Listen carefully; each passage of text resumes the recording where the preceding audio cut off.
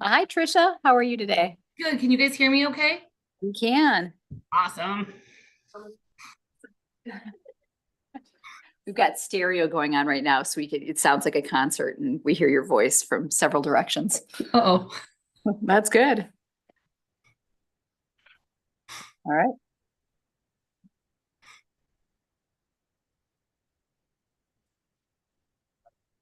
All right. I'm ready. Let's start. Let's call the meeting.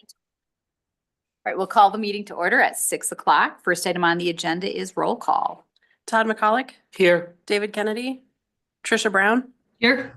Kristen Runge, Here. Al Dassow, Abigail Zollner. Here. Right, next item on the agenda is approval of the minutes. Do we have any changes or corrections to the minutes? Seeing none, do we have a motion to approve? I make a motion that we approve the minutes. I'll second. All in favor? Aye.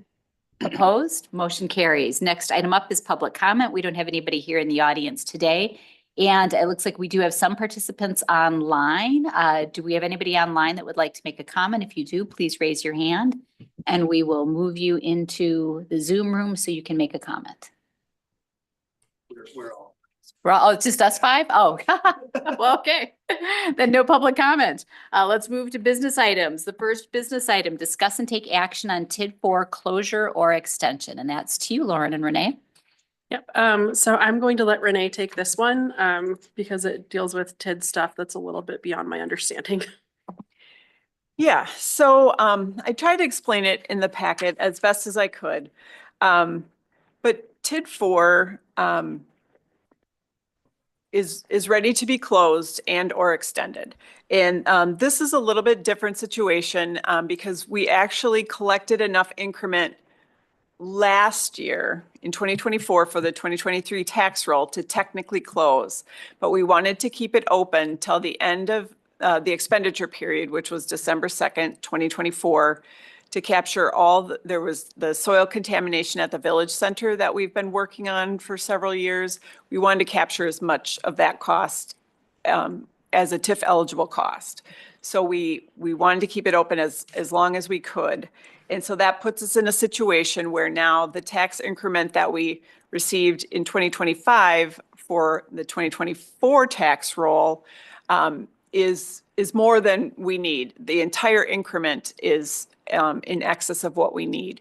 So in this situation, we would either, if we do the TID extension for affordable housing, we only have to do it for about 2 months to get through till just before April 15th. And then the entire increment for the that we collected in 2025 would go to affordable housing. And that's $160,716. So we'll just do a real short extension because that's just the technical term that they say, so that they know we want to use that for affordable housing.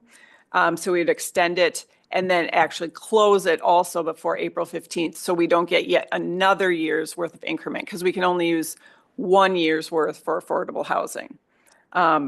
Were we not to extend it, then we would still close by April 15th, and then we would have to refund any excess, which that majority of the 160,000 would be in excess, even after the audit fees and such. We would refund that to the overlying districts. So that's why it's a little different than some of the ones we've seen in the past, but we would still get a full year's worth of increment toward affordable housing. Okay, fantastic. What questions do we have? Abby, do you have any? None from me. Trisha? No questions. I think this is a great problem to have and a good example of how TIF can overperform. And we're going to reap the benefits of this in 2 ways. So no, this one's an easy one for me. All right. Thank you, Trisha. Todd? Yeah, it sounds like a win-win for us and for the program that we have and that we want to, the betterment fund that we want to keep continuing. I think it's a good thing. All right. We're all in agreement then. Would anybody like to make a motion? Sure, I'll move. What do I need to do? Move to recommend that the board extend TID 4 for 2 months and use the increment collected in 2025 for the 2024 tax year for affordable housing. I'll second. All right, any discussion on the motion? Seeing none, all in favor? Aye. Opposed? Motion carries. Thank you all very much for the work on this. Yeah. So then we'll get that on the village board agenda. Fantastic. All right. And the next item on the agenda, as we are moving through the Waunakee Housing Betterment Fund, we are learning what we could do, what we're doing well, and what we could do to change it to make it work a little bit better. And so Lauren, to you on item number 2, discuss and take possible action on amendments to the Waunakee Housing Betterment Fund program policy.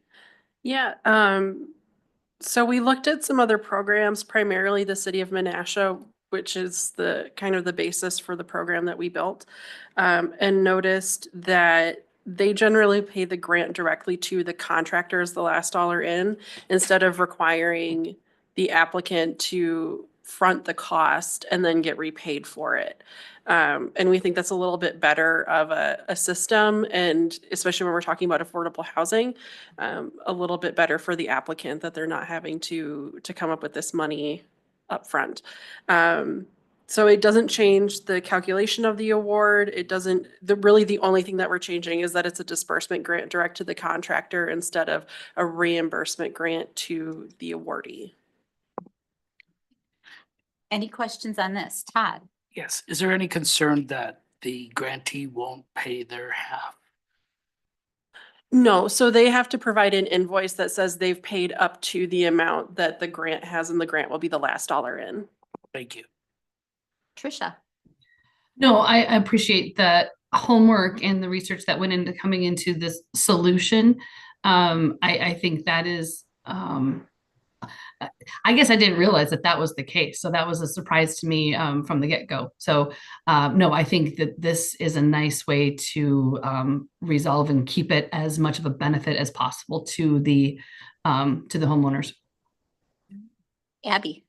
No questions for me. And none for me either. So I'd like to make a motion to update the Waunakee Housing Betterment Fund Program policy materials as presented at the February 12th, 2025 CDA meeting.